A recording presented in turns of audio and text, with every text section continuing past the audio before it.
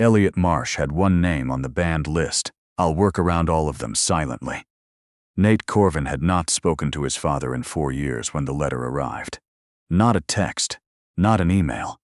A letter handwritten on the kind of paper that comes from a desk that has been in the same room for 40 years.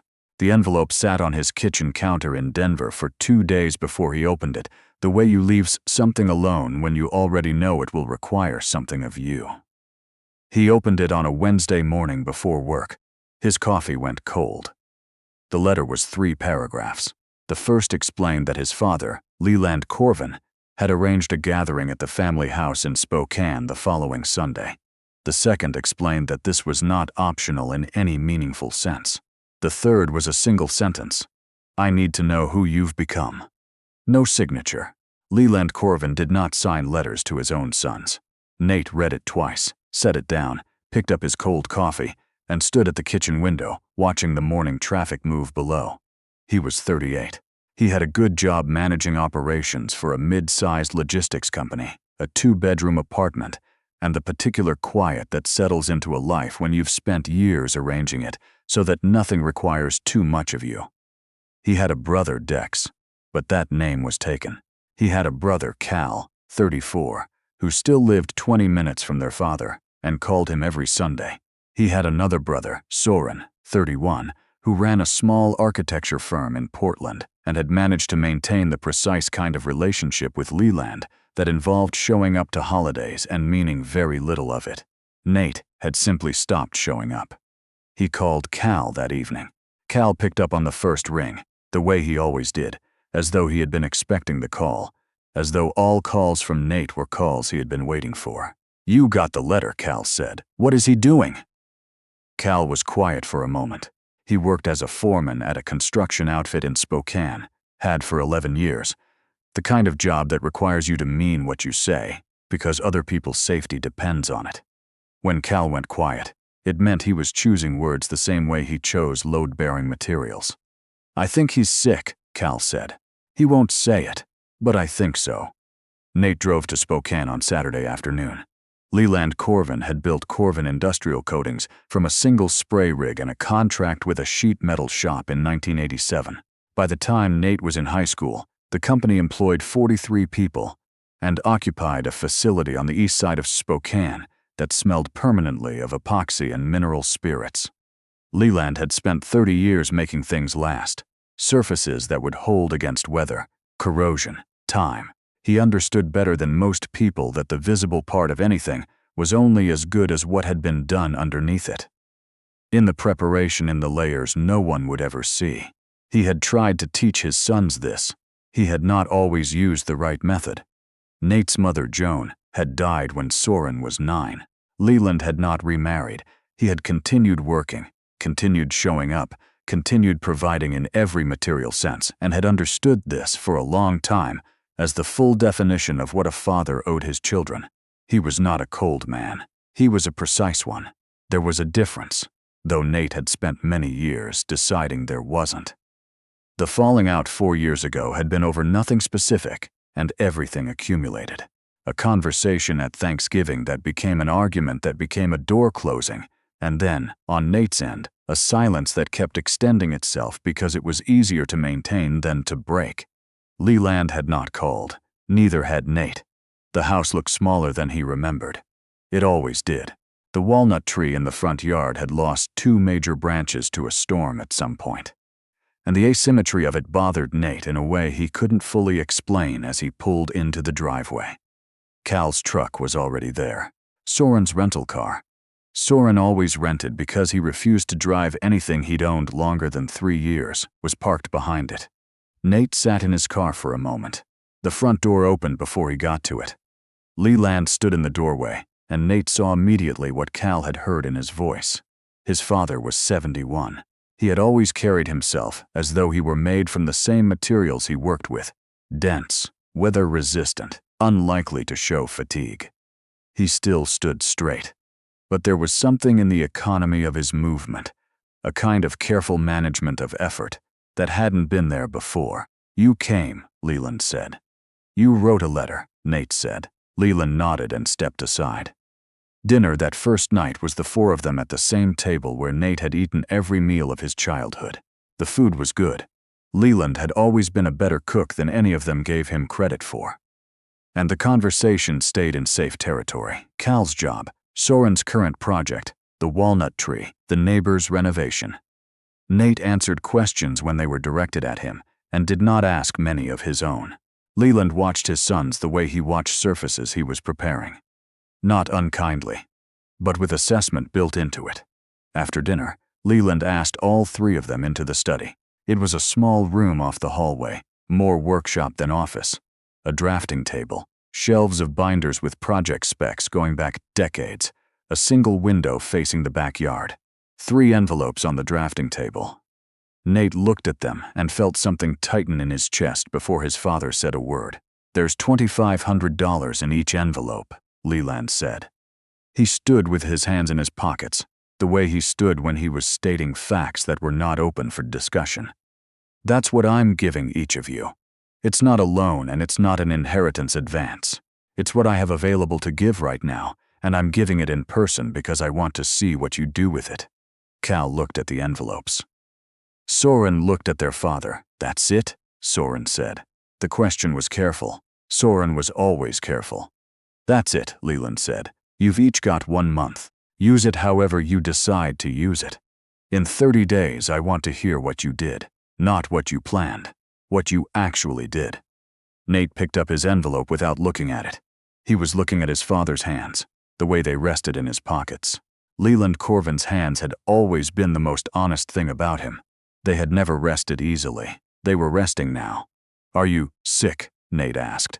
The question landed in the room and stayed there. Cal looked at the floor. Soren's jaw tightened.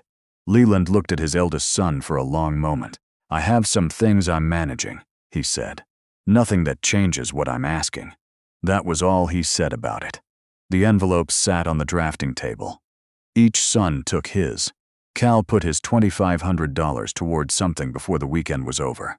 Nate learned this later, not from Cal, but from a woman named Addie Foss, who ran a food pantry out of a former Elks Lodge on the north side of Spokane. Addie was 62, had been running the pantry for 11 years on a combination of grants, donations, and what she described as stubbornness that bordered on a personality disorder. The pantry's refrigeration unit had been failing for months. She had quotes. She did not have funds. Cal had worked a roofing job with Addie's nephew 3 years back. He called her on a Monday. By Wednesday, he had replaced the refrigeration unit himself, sourcing the parts with the money and donating the labor. He did not tell his father. He went back on Thursday to help her reroute the drainage, because the original installation had been mediocre and it was bothering him. When Addie asked why he'd come back, Cal said, "The drain angle's wrong. If you leave it like that, you'll have a problem in 6 months." Addie said, "I meant, why did you come at all?" Cal thought about it. "My dad gave me money to do something with," he said. This seemed right. Addie looked at him the way people look at answers that are simpler than they expected. "Your dad sounds like a reasonable man," she said.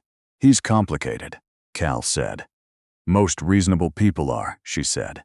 Soren took a different approach. He spent the first week researching impact investment opportunities, social enterprise models, and microfinance organizations operating in the Pacific Northwest. He built a spreadsheet. The spreadsheet had 7 tabs.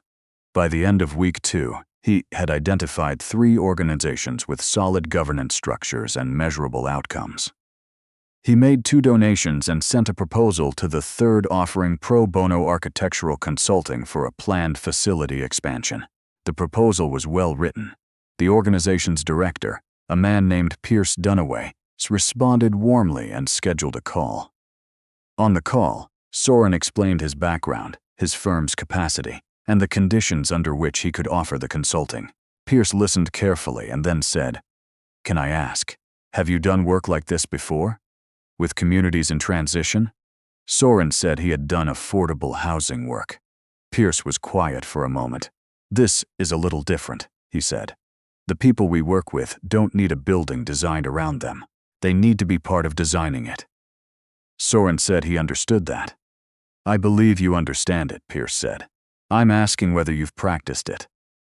Soren did not have a good answer. He said he would think about what Pierce had said and follow up. He sent a follow-up email 4 days later.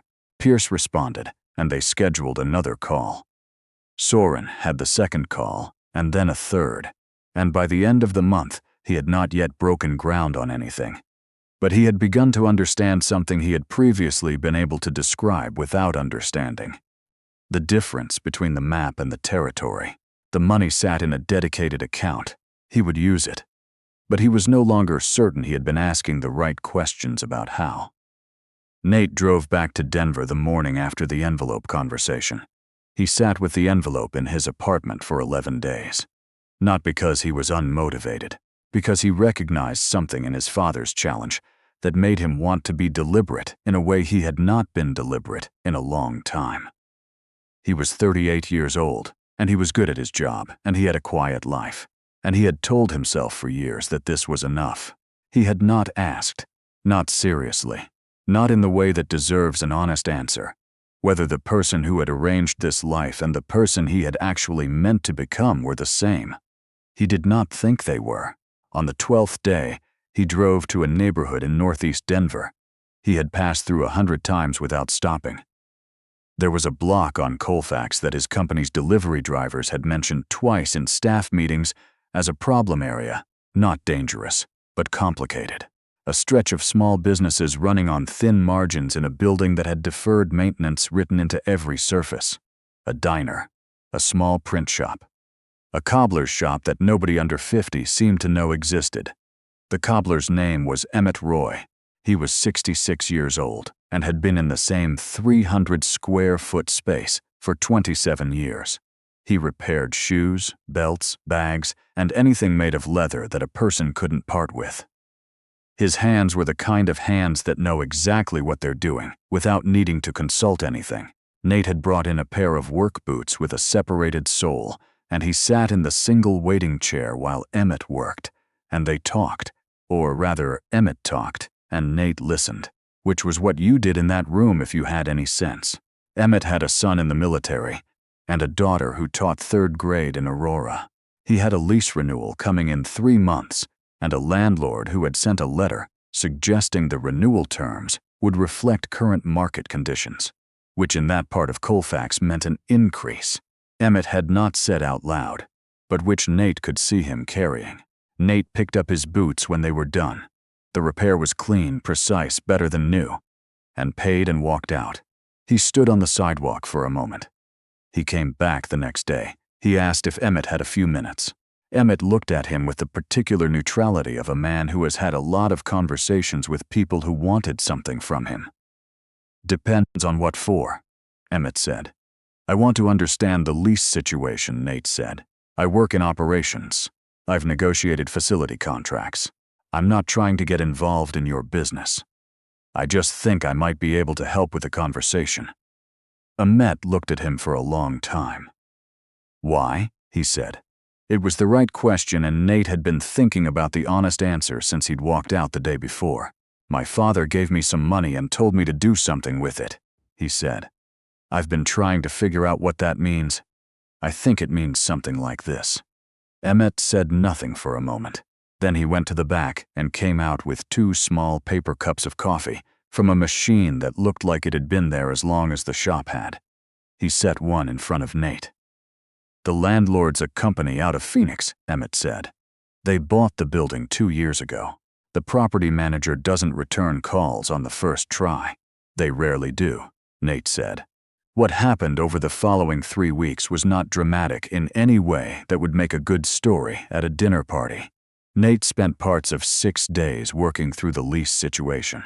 He read the existing agreement, identified 2 provisions that were either ambiguous or not properly applicable under Colorado commercial tenancy law, called a lawyer friend in Boulder for a 20-minute conversation, and drafted a letter on Emmett's behalf that was precise and calm and made clear, without hostility, that Emmett Roy knew what the contract said and had someone helping him who also knew what the contract said. The property management company responded within a week. The proposed increase was reduced by more than half. It was not everything. It was workable. Emmett looked at the revised terms for a long time without speaking. "You didn't use the money," he said finally. "The lawyer consult was $40, Nate said. "I'll count that." Emmett shook his head slowly. "That's not what I mean." Nate knew what he meant. The $2,500 was still in his account. He had given 11 days of his own times, 6 partial work days, and $40. And what had changed was that a 66-year-old man who had spent 27 years building something with his hands was going to be able to stay in the space where he had built it. Nate used half the remaining money to prepay 6 months of advertising for 3 businesses on that block through a local neighborhood publication, the kind of thing that cost almost nothing to run, and which people actually read. He negotiated a group rate, because that is what you do when you understand how pricing works. He spent the last afternoon walking through the print shop next door, while the owner, a woman named Bev Holcomb, showed him a project she'd been trying to land, a contract with the Denver School District for classroom materials. He didn't have contacts in the school district, but he had contacts in procurement. By the end of the month, Bev had a meeting scheduled. The 30 days ended on a Thursday. Leland called all 3 of them on a video call. Something he had never done before, a concession to geography that cost him something. Nate could see it in his face, the slight stiffness of a man operating outside his preferred medium. Cal reported first. He described the refrigeration unit, the drain correction, and a 3rd visit he'd made to help Addie reroute the electrical for a new appliance. He said this in about 4 sentences. Leland said, "Did she need the electrical?" Cal said, "No. But it was done wrong." Leland was quiet. Then he said, "What did Addie say?" "She said thank you and offered me soup. I took the soup." Soren reported next. He was honest about it in a way that surprised Nate. The spreadsheet, the calls with Pierce, the realization that had arrived slowly and without resolution. He said he had made the 2 donations and had started the consulting engagement but had not yet produced anything of value because he was still learning what value meant in that context. "That's where I am," Soren said. "I don't have a better answer." Leland looked at his middle son for a moment. "How many times have you talked to Pierce?" 3 calls and 2 site visits, Soren said. "Have you listened more than you've talked?" A pause. "Getting better at it," Soren said. Leland nodded once. It was not approval or disapproval. It was acknowledgement of an honest accounting. Nate went last. He told the story of Emmett Roy and the lease. He told it the way you tell something you're still working out, not packaged, not with the moral pre-installed. He said he had spent $40 and a lot of his own time, and wasn't sure whether that was the right use of the money, or just the thing that had been in front of him. "The money's still sitting there mostly," he said. "Except the advertising. I don't know if that was right either." Leland said, "Why did you do it?" Nate thought about Emmett's hands. The way he moved around the shop, the economy of it, the total absence of wasted motion that comes from spending decades learning a thing properly. He thought about the lease letter sitting in his outbox, and the morning Emmett had called him to say the company had responded. "He's been there 27 years, Nate said. He was going to have to leave because of a paperwork technicality and a property manager who counted on him not knowing how to push back. That seemed wrong." Leland looked at his eldest son. His expression did not change, but something behind it did. Nate had seen that shift exactly once before, at his mother's funeral, the moment when Leland's composure had held but the thing behind it had moved visibly, like pressure behind glass. "Did you talk to him?" Leland said. "I mean, actually, he made me coffee the second day," Nate said. "We talked for an hour and a half." Leland said, "What about?" "His daughter. The 3rd grade class she has this year. The way leather responds differently in humidity. A fishing spot he used to go to in Wyoming." A long silence. "His name again?" Leland said. "Emmett Roy." Leland wrote it down. He had a notepad beside him, a yellow legal pad with a pen that had been clipped to it for so long the clip had left an indent. He wrote the name in the careful block letters he used for everything that mattered. 2 weeks later, Nate was back in Spokane. Leland had asked him to come, not by letter this time, but by phone. A short call, practical in the way his father's calls had always been, stating the purpose and the time and waiting for confirmation. The company was the reason. Corvin Industrial Coatings had been operating for 36 years. Leland had been managing it alone since his operations director retired 3 years ago, a fact he had apparently managed without mentioning to any of his sons. The work had been accumulating in ways that were not yet visible on the surface, but which Leland, who understood better than anyone what deferred maintenance looks like, had been watching with concern. "I need someone who understands operations," Leland said. They were in the study, the same drafting table, the same window facing the backyard. "I'm not asking you to take over. I'm asking you to come in and tell me what you see." "That's not why you sent the money," Nate said. "No," Leland agreed. "Then why?" His father sat with that for a moment. The walnut tree was visible through the window, its asymmetry less distracting now that Nate had looked at it long enough. "Because I needed to know whether the way you'd been living was a decision or a default," Leland said. "There's a difference. What did you decide?" "I decided it was a default," Leland said. "And I think you decided the same thing, somewhere in the last 30 days. He was not wrong. Nate spent 4 days in Spokane. He walked the facility twice, read 3 years of operational records, and sat across from Leland's long-term plant manager, a man named Greer, who had worked there for 19 years and who understood every mechanical system on the floor with the same completeness that Emmett Roy understood leather. Greer had a list, in his head, of things that needed attention. He produced it when Nate asked with the ease of someone who had been waiting to be asked. On the last day, Nate sat in the study with his father after dinner. The house was quiet. Cal had stopped by for an hour earlier and gone home to his family. Soren had called from Portland, a longer call than usual. "I'm not moving back," Nate said. He wanted to be clear about that. "I'm not asking you to," Leland said, "but I can do some of this remotely, and I'll come up once a month." Leland looked out the window. "Once a month," he said, as if he were estimating whether a span could hold a load. "Once a month," Nate said again. A pause. "The particular kind that doesn't need to be filled." "Greer's been waiting for someone to ask him that question for 2 years, Leland said. "He has about 15 things that need doing." "I know," Nate said. "He told me." Emmett Roy got the school district contract inquiry through a separate channel. A procurement officer Nate had contacted directly, not through favors, but through a clear and specific pitch for what Bev Holcomb's print shop could deliver. Bev called Nate when she heard. "You didn't tell me you were going to do that," she said. "I wasn't sure it would go anywhere." "It went somewhere," she said. Nate asked how Emmett was doing. "Stop by and ask him," Bev said. "He's got your boots." He had dropped off a second pair, work shoes this time, with a broken heel piece that he had been meaning to fix for months. He hadn't thought about them since. He stopped by on his way home. The shop smelled the same. Emmett was working on a briefcase with a torn strap, moving with the same unhurried efficiency, the hands doing what the hands knew. He looked up when Nate came in. "Your shoes are done," he said. He set the briefcase aside and retrieved them from a shelf, wrapped in paper, labeled in his handwriting. "He set them on the lease," Nate said. "Signed last week," Emmett said. 3 years. Nate nodded. "You want coffee?" Emmett said. He did. They sat in the back room, the 2 small paper cups, the sound of the street outside, moving at its ordinary pace, and talked for a while about nothing that would appear in any account of what had changed. Emmett's daughter had 22 kids in her class this year.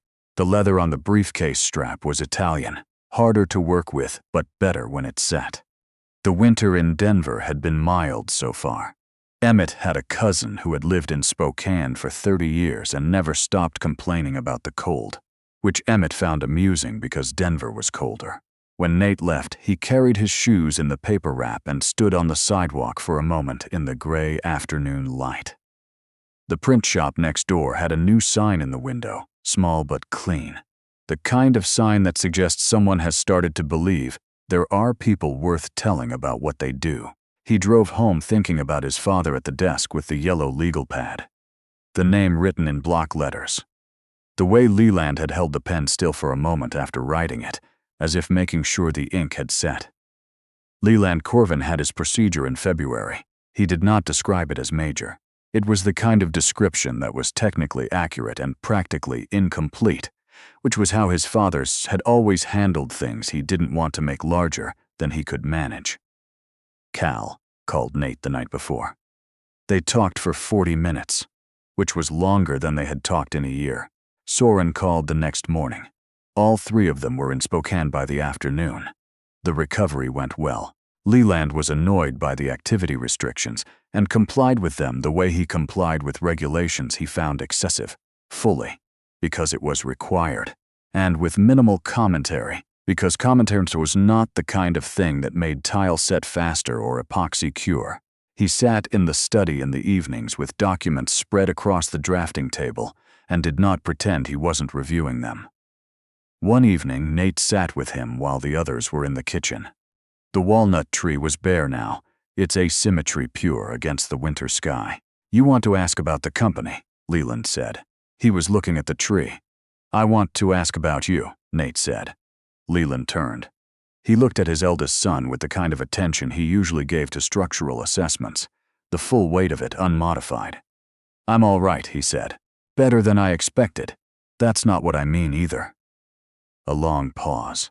The house settled slightly around them, the small sounds of an old building in cold weather. "Your mother used to sit in that chair," Leland said. He nodded at the armchair where Nate was sitting. "She used to read in there while I worked. We didn't always talk, but I knew she was there."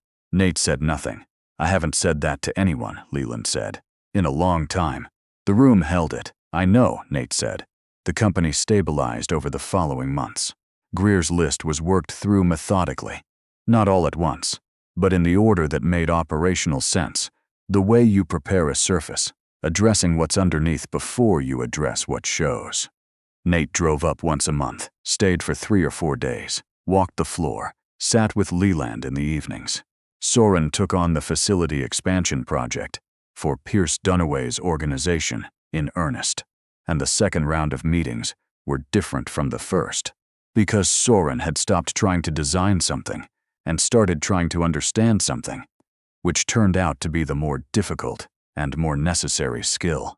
Cal continued going back to Addie Foss's food pantry, not because there was always either to fix. Addie eventually told him this directly. "You know you don't have to come every week," she said. "I know," Cal said. "Then why?" Cal thought about it. "Same reason you've been here for 11 years, he said. Addie looked at him for a moment. Then she handed him a wrench and pointed at the loading dock door that had been sticking since November. On a Thursday morning in April, Nate drove back from Spokane after a 4-day visit. He took the route through the Columbia River Gorge because he needed the drive, the unfolding of space and distance that happens on that road when the light comes off the water at a certain angle. And you can think without an agenda. He stopped at a pullout east of Hood River and got out of the car and stood in the wind for a while, looking at the river. A freight train moved along the Oregon side, slow and long, carrying something heavy. He thought about Emmett Roy in his shop, the hands moving without wasted motion. He thought about the way his father had written that name on the yellow legal pad, block letters, pen held still. He thought about the armchair by the window and Joan Corvin sitting in it, and the way a room holds the shape of a person who is no longer in it. He got back in the car. He called his father, which he had started doing on Thursdays, not for any particular reason, except that Thursday turned out to be when he had something to say, and when Leland, who was learning that calls could be short or long, depending on what they needed to be, picked up. Leland picked up on the second ring. "How's the drive?" he said. "Good," Nate said. "Clear? The gorge?" "Yeah." A pause, comfortable now in the way pauses between them had not always been. "Greer called me this morning," Leland said. "He said the Line 3 upgrade is ahead of schedule." "I know. He texted me." "He texted you," Leland said. There was something in his voice that was not quite amusement and not quite pride, and was probably both. The road opened up ahead of Nate as the gorge widened, the river running alongside him, the light strong and flat, the kind of April morning that doesn't ask anything from you, only offers. "I'll call you Sunday," Nate said. "Sunday," his father said, as though confirming a measurement. He put the phone down and drove. The river kept pace beside him for a long while before it turned away, and the road took him somewhere else. And the morning kept going, ordinary and full of things, moving at its own pace in both directions at once.